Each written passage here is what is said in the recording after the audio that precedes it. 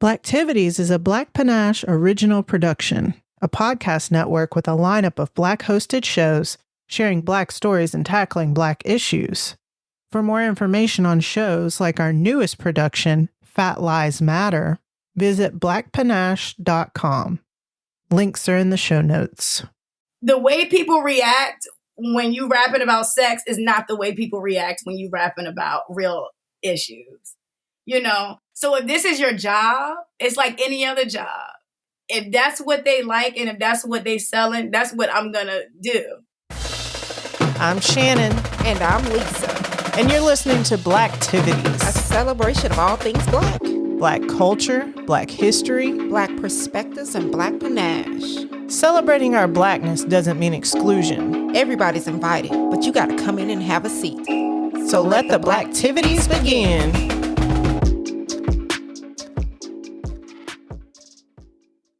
Hey, y'all. I'm your Blacktivities host, Shannon, here with the one and only Mona Lisa the Poet and the fabulous Karen, a.k.a. KK.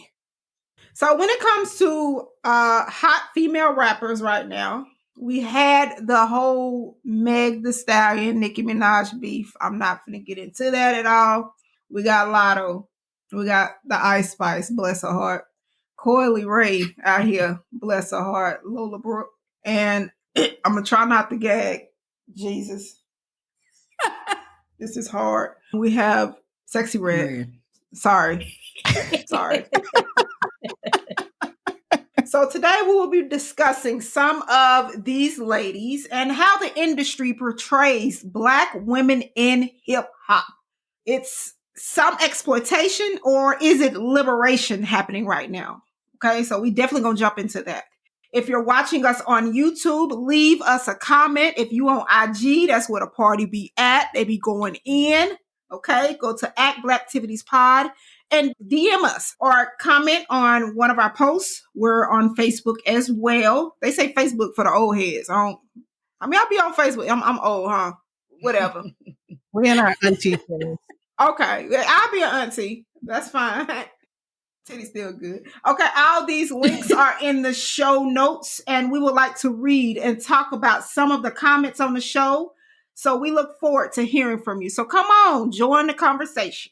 So we have a special guest in the building today, I guess the virtual building, Miss Imani Blair.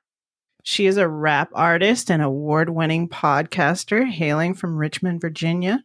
And Imani's podcast, Lick the Rapper, is the 20th biggest American music podcast. That's fire. She's been in and around the music scene since the age of 9 years old, when she was on a show that the culture is very familiar with, Showtime at the Apollo. Hey. As an artist, she's opened up for the likes of Chris Brown, Trey Songz, Toni Braxton, LL Cool J, and others. She moved to LA at 17 to pursue a career as an artist in the music industry, but some things happened, which hopefully she's going to talk a little bit about, that made her kind of step back from that. But she did make her way back to making music, and she has a passion for hip hop and destigmatizing sex for young Black women. So I'm truly interested in hearing her perspective on this topic today. Imani Blair, thank you for joining us. Okay, hello. Thank you so much for that beautiful, beautiful intro. I'm so excited to be here. So before we move on, I want to know what your podcast is about, because it has a very unique name, Lick the Rapper. So I'm sure the first question you get is, what is that about? Sure. Yeah. Okay. So I want to give y'all a little background to kind of what made me start the show. So I went to school for audio engineering. That's what I have my degree in. And at the time, I thought that I was going to be in the studio with other artists or doing my own music in the studio. That was my whole idea. And I worked in radio and I did live sound. But when I came back to Richmond is when COVID hit, my hometown. COVID hit, everything shut down. I was working on a TV show in the audio department. Everything shut, And so I'm just sitting there like, what am I going to do with my life? I started a podcast like so many people did. And I really found my passion. I'm like, oh my God, this is it, you know?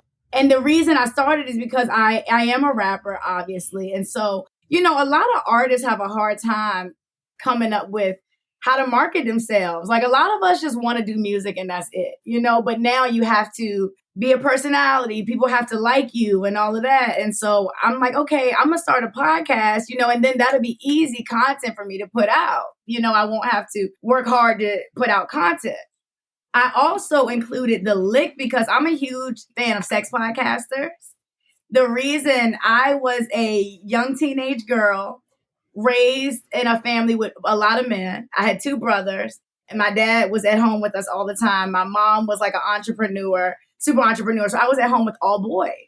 And I could see very closely how they were able to express sex and how I was shamed for it, you know, and it was very obvious to me and it didn't make sense. And it actually made me more curious about sex. It actually made me more sexual, you know, and so I thought, like, if I was my 17-year-old self, what would be the podcast I could listen to understand what sex is actually like, you know, to understand what dating is actually like. And so that's what I wanted to do, incorporate my rapping and incorporate, you know, my sexual fit, trying to just figure out what sex even looked like to me, you know. So, yeah, we started Lick the Rapper.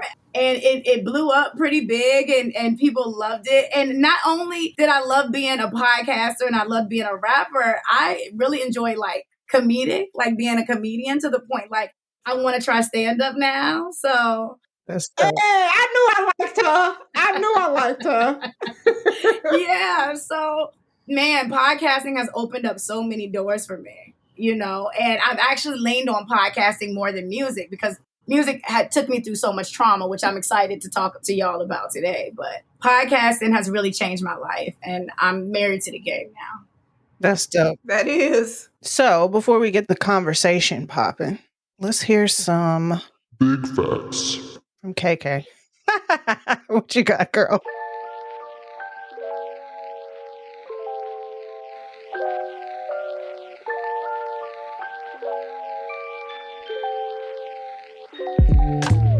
The information that I have today, there's not a lot of conversation around whether or not it's exploitation or not. I have my own thoughts about that. But there is an article in the New Yorker that I saw from when some of the women that we see now were really, really just getting sparked up. And basically, it is saying this, which I found quite interesting. Hip hop is a mirror, reflecting and often magnifying larger cultural failings. While Me Too and Time's Up call for opportunity and accountability, rap doesn't seem to be fully listening.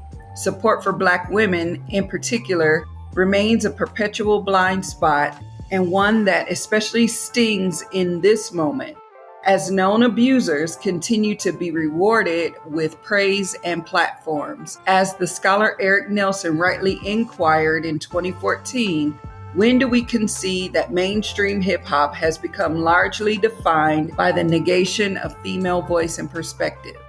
The genre, celebrated for its ability to document and honor the myriad of ways that marginalized and oppressed people negotiate their existence, has tragically failed to provide that same space and enthusiasm for Black women.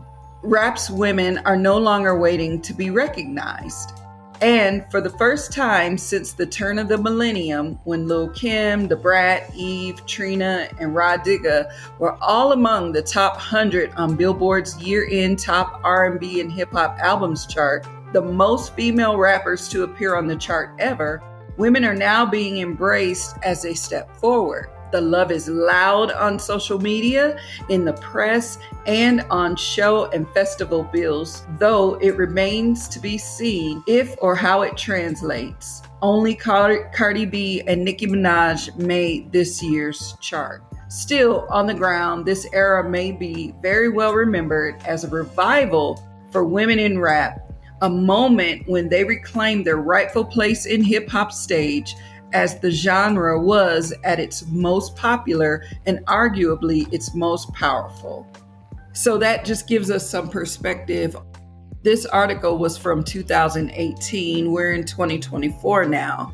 And it's interesting to see how the female voice in rap has been elevated a bit more since then. And I love that we're having this conversation because we can then begin to galvanize our thoughts around, yeah, we elevated, but where do our voices stand in 2024? Okay. So let's get into it. When women first came on the hip hop scene, we had artists like MC Shyrock, Roxanne Shante, Queen Latifah, MC Light, and they were not out here showing off their bodies or talking about wops and colors of booty holes and such. Screaming. Why do you think that there was a pivot to that after this era? Sex sales. So the people behind the scenes, they look at, okay, what's the most shocking? And it's unfortunate because in this situation, especially our culture, we want to hear the most shocking things because that's what's talked about. So in light of Missy, who was amazing, and if a Missy song came on to this day, of course, we're going to be like, hey, but still it's not on the same level as Lil' Kim when Lil' Kim or Trina came out with Now. You don't know Now. That'll do the things. Yeah, but I think the difference is too, we had a strong male aesthetic then. So the females that came in had to come in with a strong male aesthetic versus a woman who comes in like Little Kim did. Little Kim was like, I'm not wearing this suit. I'm not doing that. This is what I'm comfortable in. And you're right. She changed that because the aesthetic was very different. And when you think about Ciroc and Rhapsody and some of these other... I was waiting. I was waiting on somebody to say Rhapsody. Go ahead. I mean, and Jean Grey and all these rappers that don't get the shine, it's like they take on this sort of a goddess aesthetic, but we are not a monolith. And because we're not a monolith, I mean, we all know somebody who acted or looked like Sexyy Red and said and did the things that Sexyy Red does. It just wasn't on that platform. We knew somebody in the hood like that, but we also knew somebody that had a classy. But Meg talked about it. She says savage, classy, bougie, ratchet. That's multidimensional, and we are a duality. Black women are. Imani, what you think? Oh, I love those responses. I looked up the word exploitation, right? Because that's a word that we hear all the time. And the definition of exploitation is the action or fact of treating someone unfairly in order to benefit from their work, right? And so when I think about the music industry, that's not a female issue. You know, that's rappers talking about killing people and then actually going to kill somebody. Me personally, I would rather talk about my booty hole being brown than killing somebody, you know, like if we have to compare the two, you know. And so even when we go back in the day to those female rappers, the MC Lights, the Queen Latifahs, I'm thinking about the LL Cool J's, the Will Smiths, like those were those men at the time too. So I think we put a lot of pressure on the women to act a certain way, but don't put a lot of pressure on the men to act a certain way, you know, where I just think that's just the industry in general. And I agree completely with what Karen said. Like, yeah, we have a Sexyy Red, but we also do have a Rhapsody. We also do have a Lady London, who is an incredible rapper. Yes. We also do have Tierra Whack, you know, and like me personally, I've seen it, y'all, up close and personal, right? Like, I've seen it.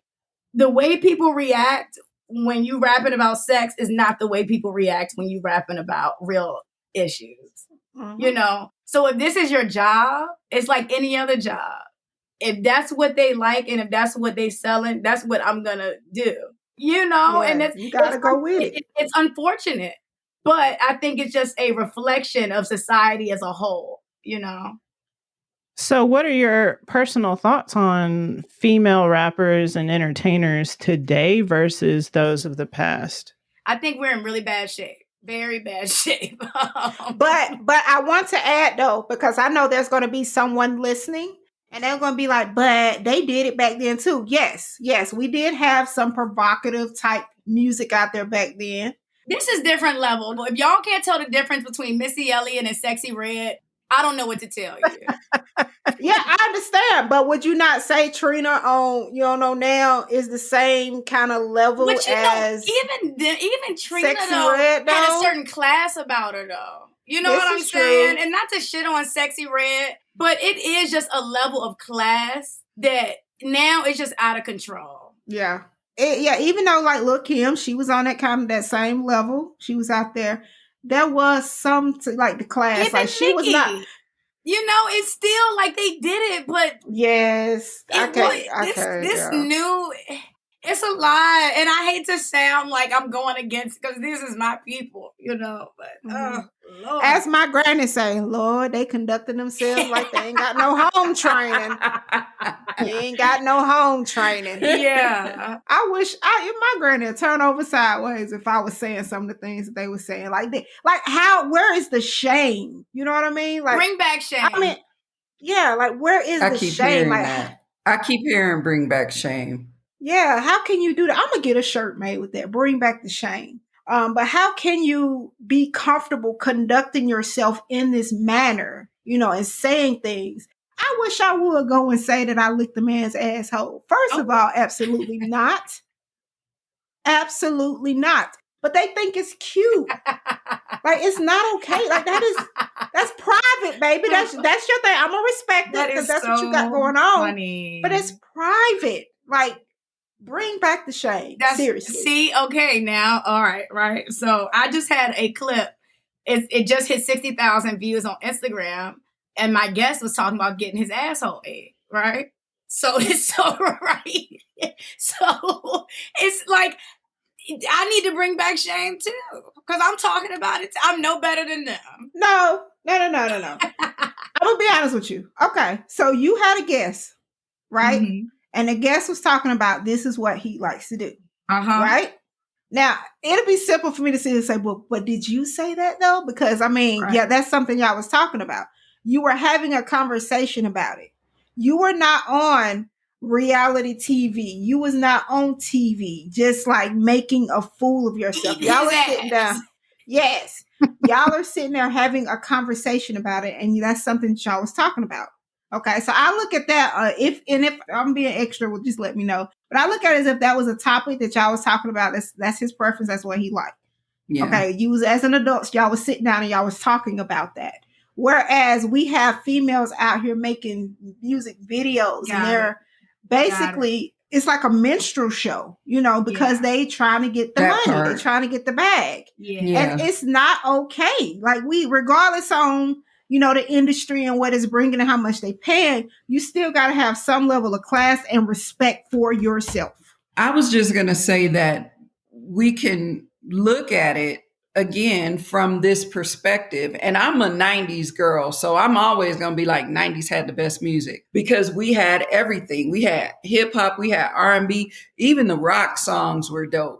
Girl, Alanis Morissette was the epitome of an angry woman in her music. You know what I'm saying? But all of the things that we had then, we still had this. And if you think about my favorite artist of all time, Prince always had B-sides. So when you think about, you heard stuff on the radio, Purple Rain and all of that, but you had B-sides. And on the B-sides was all the stuff that you didn't get in mainstream.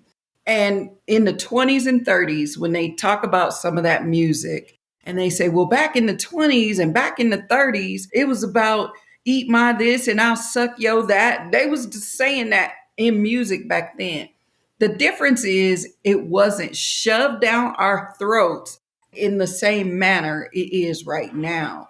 And I think propping this up as the aesthetic, and I find it interesting that we have begun really talking about the fact that Black women are the most highly educated minority, or we're the most highly educated group. And then here comes Sexyy Red. I believe it's strategic. And I'm just going to leave it there because I know Shannon has something to say. I was just going to say, I respect any woman that's out here hustling and getting her bag. But I just want their craft to be respected.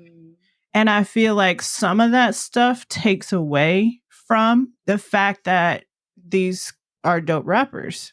And some of them will say that. Some of them. Yeah.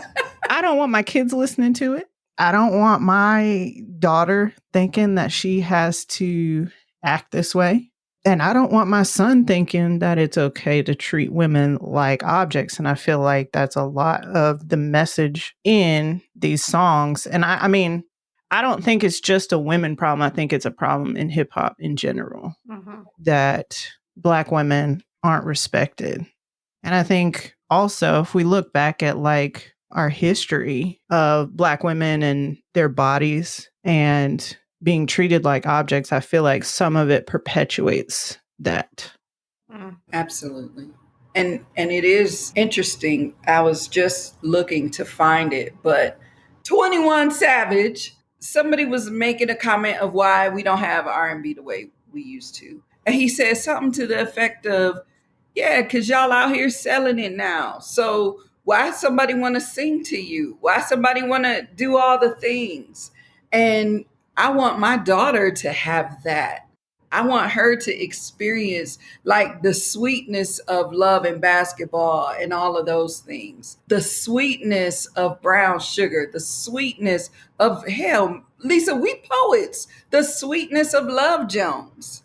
You know what I mean? And so that's something, and that connection I feel like is missing. So kind of, I don't give a shit if I sound like an auntie right now, because I can say we lived an existence where the world wasn't necessarily kind or sweet, but we had sweetness in each other, in our Black love. And I said it to my son. He's like, you just talk about us. No, I'm not talking about y'all. I'm saying y'all don't have the blessing of being able to like truly like love and connect, because y'all texting and inboxing and all that. We had to meet, and we was on bikes and we was on front porches and we was talking to each other. You know, y'all scared, got all this technology and ability to communicate and be smashing and don't know each other's last name. You don't know where their grandmama lives. Okay. You know what I'm saying? Y'all, you have a baby with somebody, you know they screen name,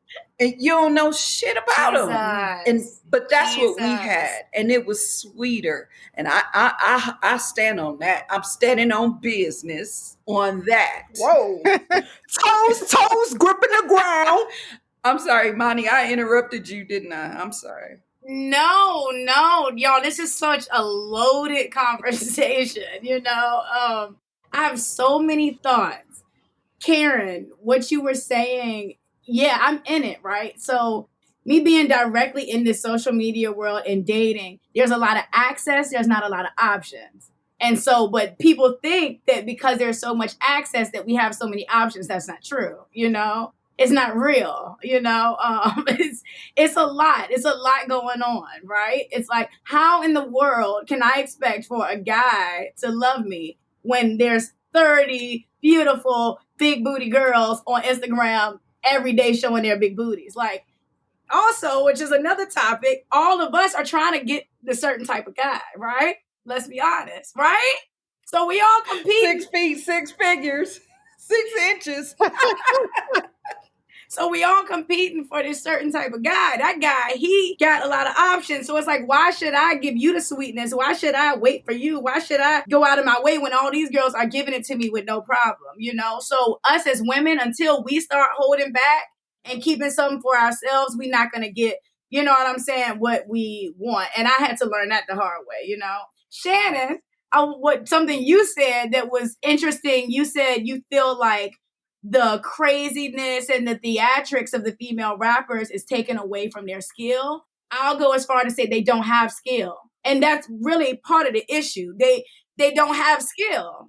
And shout out to the girls who do. Latto raps her tail off. Lola Brooke raps her tail off. It's some girl out here that do rap. Don't get me wrong, but it is some girls out here that's slipping through the cracks and they don't have skill, and they have to do that because that's literally all they have. People are so upset at Krishan Rock and Blueface. These are two marketing geniuses. This is all they have. You know what I'm saying? So when you just pull back the curtain, you know, it's like, okay, y'all suck, you know? I don't know what else to tell you. I really don't. I'm there with you, Imani. I agree. But if I can become a millionaire and all I have to do is twerk and not rap good, who wouldn't? I guess it's just me. It's like, where do we draw the line when it comes to boundaries to get in the bag? Unfortunately, I had two parents that loved me. Unfortunately, I had two parents that loved me. You see what I'm saying? Unfortunately, because if I did it, it's too easy to do, you know? But unfortunately, I got morals and shit. But it's so easy to do. Right. So let's just put the question out there.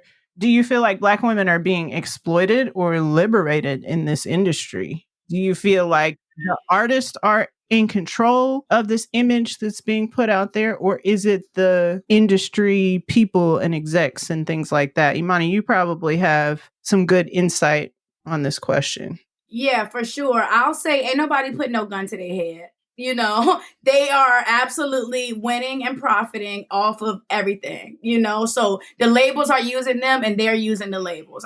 Nobody's a victim in this situation.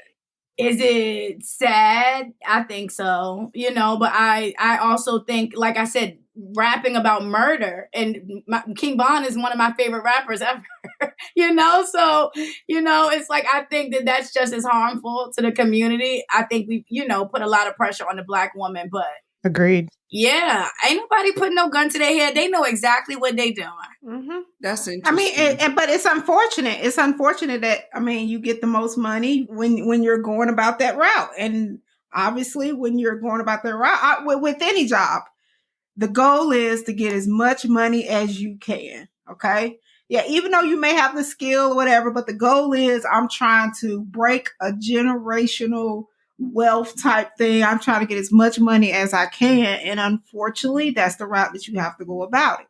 That's why I say it's kind of both, because I feel like there are women that are in that space to where they can have more say on what they wear and what they do.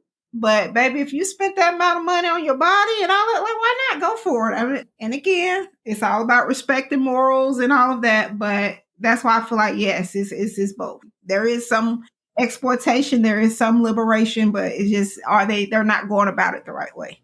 No, and this industry is notorious for wanting to, there's just something in it for the destruction of our community. And one of the saddest things I've seen lately was the mighty Mos Def speaking out about Drake. And then he shows up on his IG in a skirt and moon boots the next day.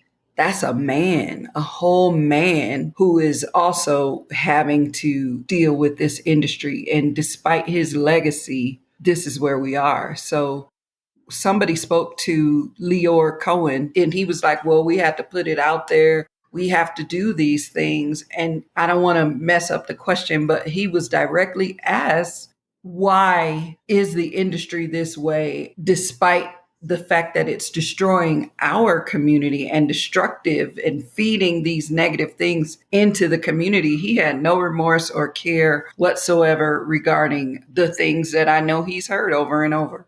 But these are artists, they're creatives, they want the money, they want the fame, they want to be able to do their art and do it and live off of their art. And that's the price you pay for certain levels. Now you can live off of it and make $70,000, $80,000, $100,000 a year, but which door do you choose? And that goes with what Lisa was saying. It's 6 in one hand, half a dozen in the other. Is it exploitation? Is it liberation? Do they have a choice? Like you said, Imani, they know what they're doing. They know what they want. But do you have a choice? Can you really draw the line? I say, as a person who was asked to be on a reality show at one point, and I was like, I'll go on the show if I get a chance to be somebody with some sense. Because I'm not going to have y'all writing me crazy. I'm not going to be some crazy character on the show. And because I said that, hell no, it didn't happen. But I wasn't going to live my life knowing that the legacy I left was me being some crazy ass person doing something ridiculous on a scripted show that's out of my character. I couldn't do it. Yeah. And you brought up Blueface and Krishan. Like, I mean, yes, marketing genius, but think about they brought a whole baby into this world in that mess. Oh, trauma. You know what I'm saying? Like, oh yeah. Please don't think that I'm complimenting them. no. But I'm just saying, like, that's just shedding light on exactly like the whole point of what we're talking about. Like, Krishan, I feel like she's very smart. She's a very smart individual, and yes, the whole marketing thing, but she decided to bring a whole child into this world in that mess and have people attack this baby and call it names and all that. And Real she's bad. okay with that. You know what I mean? Honey, let somebody look at my children, my girls the wrong way, baby. I'm going to jail. But I'm just saying, it's just like they don't think of it. It's the whole morals, it's everything. Like, you got to look at the big picture. You got to look at what exactly you're doing. And do you really want your life, your legacy to be about that? But really, y'all, it's like, it's so many levels. And something I know is that what's uncomfortable to you might not be uncomfortable to her. You know, a lot of things that I do or say, people are offended by, and I don't care, you know? So it's like, we can't project our morals and our beliefs on others, you know? Yeah, this is true. It's so hard, y'all. It's hard. Being a Black woman is so confusing. It really is. We fighting for our lives.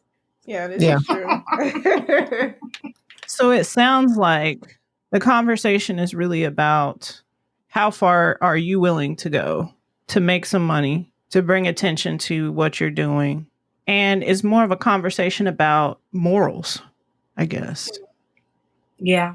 And more than anything, if you have a skill or you have a talent, man, don't let them take that away from you. Don't let them, shield that just because they have an idea what get more money. You're a rapper or you're a creative. I call us fellow creatives. You're creative because you have some type of sort of talent or something going on. Don't lose that, because that's what it's all about.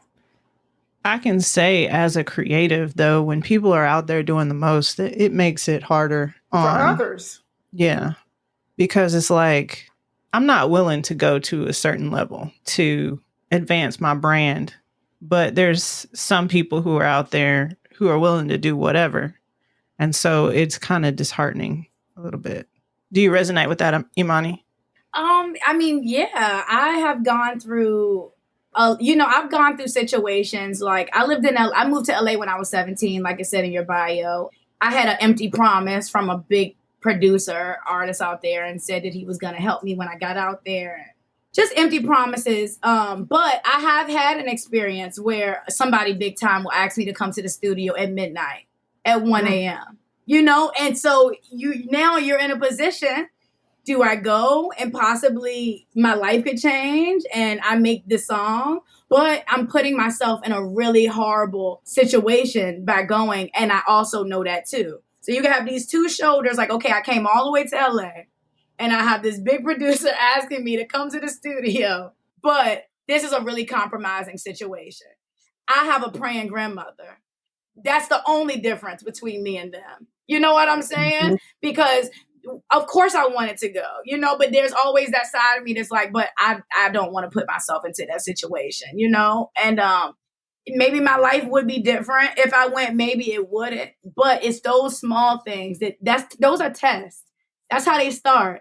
That's already something weird. That's already a 17-year-old girl testing boundaries. At midnight, you asking her to come to the studio. That's insane as a grown man. Mm-hmm. You see what I'm saying? So it's like, okay, maybe I pulled up and maybe nothing happened, but 2 days later, he gonna do it again. Now he gonna offer me some alcohol. Now he's actually gonna do a song with me. Now, you see what I'm saying? Like, mm-hmm. Now you are stuck in this terrible cycle of abuse, in the industry. And because of one decision I made not to go to the studio, it changed the whole trajectory of my life, And so, y'all, it's a really scary industry. It's a really dark industry. I've seen it up close and personal, and I'm not built for it. And that's why I'm not really pursuing it, the way that I used to. So what would you ladies like to see happen with women in the industry and the image that they're putting out there? As much as I want to say I want to see more liberation, that's not going to happen. So I'll go ahead and say now what I was going to say then. It's never going to change. As you stated before, in the 20s, they had songs. Shit, you remember the song My Dingaling when he sing about his dingaling. It's never going to change. So that's why it is up to us raising children to make sure that we're discussing that with them, even though we hear coochie pink, booty hole brown, and other things. We need to make sure that we're talking to them and say, okay, you may hear this. I see you nod your head, but that's not okay. And it sucks. We can't shield them. We cannot shield them. It's just internally us at home. We need to just make sure we're talking to our children about what morals really are. Not being judgmental, if that's possible, but I can only go by how me as a parent, how I went about it. Like, I didn't shield my children from it. Yeah, they listen to, some things that may have been questionable to others, but it's just me letting them know, okay, well, I hear you start talking that, but you don't do that. You don't go out of the house at a certain time. If you're dating, you don't be out here telling a dude he got to buy you something, you going to give him something. Like, no, like you still expect for him to open the door for you. Like, in turn, like that's something that we just got to make sure that our children understand what is right. Me next? Oh, I'll go. I just want there to be more skill. I'm a rap enthusiast, like I grew up on Wayne and like Jay-Z. Like, I want to hear skill. If you talking about your booty hole, I want to hear 3 metaphors and I want to hear you change your flow while you talk. That's what I'm into, Talk about what you want, but I miss skill. Bring back skill. That's kind of my issue, Yes. I would love to see more female rappers that do have the skill and they're not necessarily embracing the stereotypes, like they are just being who they are as a person, as an artist. I can give Coi Leray her nod that she hasn't bought into the BBL thing. Like, she's just doing her natural thing the way her body is. And I appreciate that.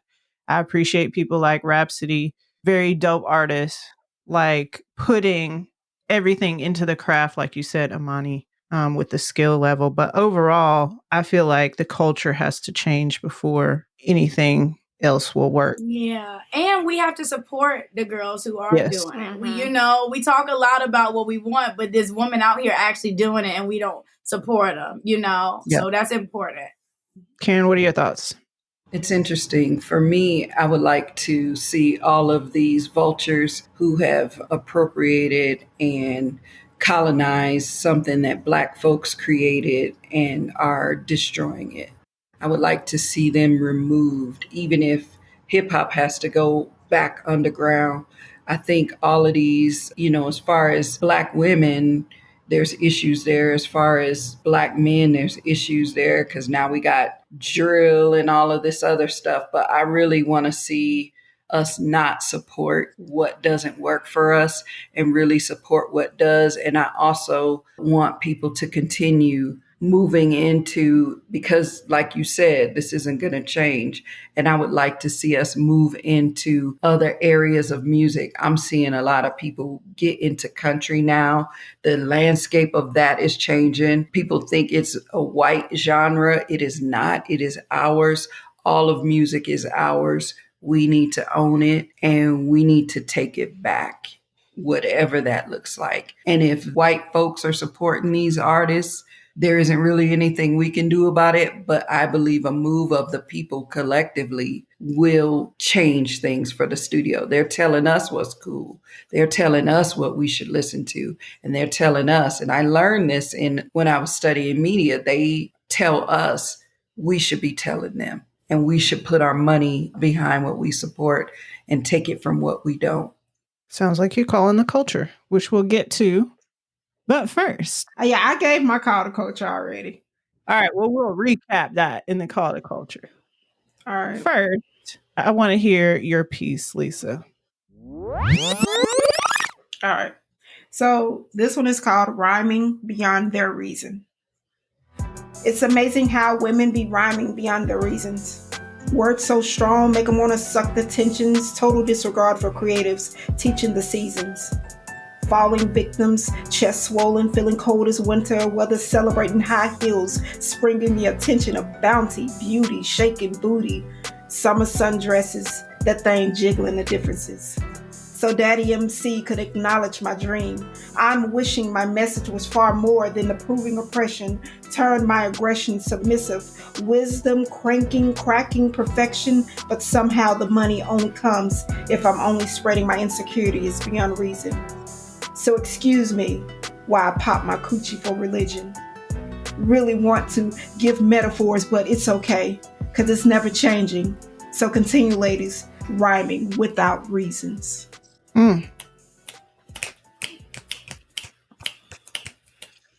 Okay, ladies, it's time to call the culture. What are you calling? This is something new that we're doing, Imani. Call for action to the culture. Karen, let's hear from you first. Recap your call to the culture. My call to the culture is for hip hop overall to get back to us. We created it. We created all these genres of music, and we need to own it. And we need to know that we own it, and we need to move in a particular way. And when we get into the industry, to really state the fact that this is ours, and we need to support it. What we don't support, you take your money from. What you do support, you put your money towards. Everybody's talking about they don't like it. Put your money where your mouth is. And I want to see a lot of people move in a way that's strategic. I already did my call to culture. So I stand on what I said. I stand on every single word. All right, Lisa. So repeating what I said, I don't think that it's going to change because, if you think about it, the people behind the scenes is who's really in charge. So, yes, it's a mixture of exploitation and liberation. And of course, people are going to go with getting the bag. So I think internally, we should just look at us and focus on our morals and talk to our children about what's okay and think about the old school way of lifing life and then go from there. Don't let music be your determining factor of who you are. Okay. Imani, I tried to give you a little time to think since we just put that out there. Yeah. Do you perfect. have a call for the culture? I do. I would say, lift up what you do like and lift up what you do support and lift up, what does inspire you. A lot of time we do a lot of emphasis on what we don't like. So it's important to support and, lift up the people we do like and to lead by example. I just want to take the time out for this episode. I'm getting close to the mic. Lauryn Hill, I still love you, baby. Go ahead, y'all. Forever. I was late for the podcast just for you, baby. I'm screaming. I love Lauryn. So my call to action for the culture is respect Black women. Black women are still, I believe, the most disrespected group of people. But also, Black women, respect yourselves. Mm-hmm. Don't sell out and do what these other people are doing just because you think you have to. Respect yourself enough to know where that line is. I'm also calling the culture to click that plus or whatever it is and subscribe to Blacktivities podcast so that you get all of our episodes right away as soon as they drop. It was a pleasure having Imani with us today. Please follow her on IG as well. She is at Imani Blair. And subscribe to her podcast, Lick the Rapper, which is available on all the things. Now, Mona. King and queens keep doing big things. Let's go. Peace, y'all.